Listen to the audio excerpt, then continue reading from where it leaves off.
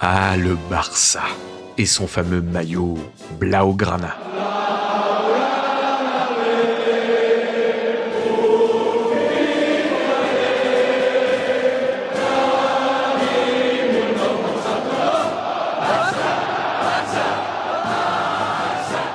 Je te le raconte.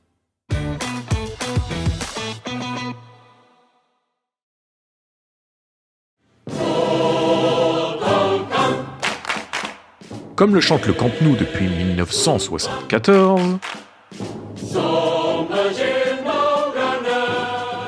nous sommes le peuple Blaugrana, bleu et grenat en catalan, un surnom qui colle au maillot du Barça.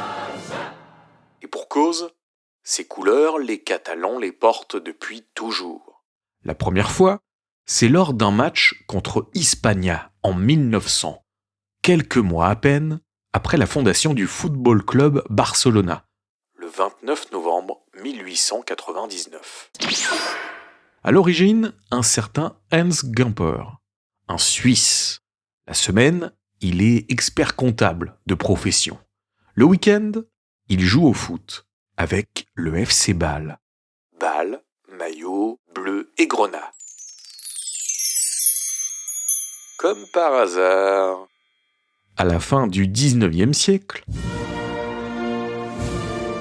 Gamper émigre en Espagne, à Barcelone.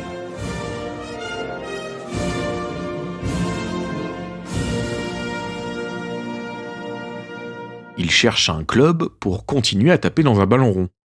Mais les portes se referment. Les joueurs étrangers ne sont pas les bienvenus. Pas grave. Gamper prend le taureau par les cornes.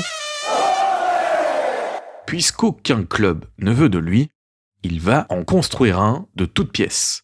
Ni une ni deux, il publie une annonce dans le journal Los Deportes. Les joueurs affluent et c'est la naissance du FC Barcelone. Pour le maillot, pas besoin d'aller chercher très loin. La tunique catalane reprendra les codes du FC Bâle, le club dont Gamper était le capitaine avant de poser ses valises à Barcelone. Faut dire que la ressemblance saute aux yeux.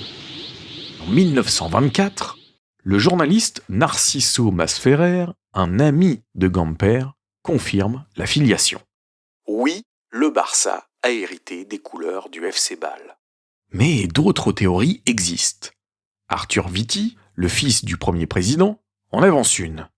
Ces couleurs Blaugrana viendraient de son père, ou plutôt de l'école anglaise où il jouait au foot, la Merchant Taylor's School. Autre hypothèse, celle avancée par Tony Strobel, auteur, professeur à l'université. Pour lui, ces couleurs puisent leur inspiration dans la Première République française, instaurée en 1792 par la Convention nationale après la destitution du roi Louis XVI et l'abolition de la royauté. Ça en fait des petites histoires dans la grande. Une chose est sûre, en revanche, au début, le short des Blaugrana est blanc, puis noir, puis bleu, mais plus tard, dans les années 20. Autre évolution notable, le motif même du maillot. D'abord mi-bleu, mi-grenat dans le sens de la hauteur, viennent ensuite les rayures, plus ou moins fines, rayures verticales, qui deviendront horizontales le temps d'une saison, en 2015-2016.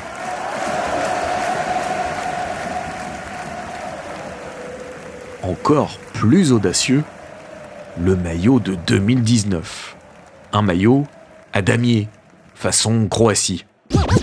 Oublié. Ce que tu as peut-être oublié d'ailleurs, c'est que pendant longtemps, pendant plus d'un siècle même, le maillot du Barça n'avait aucun sponsor. Jusqu'en 2006. Histoire de faire passer la pilule, le président Laporta signe alors un contrat de 5 ans avec l'UNICEF.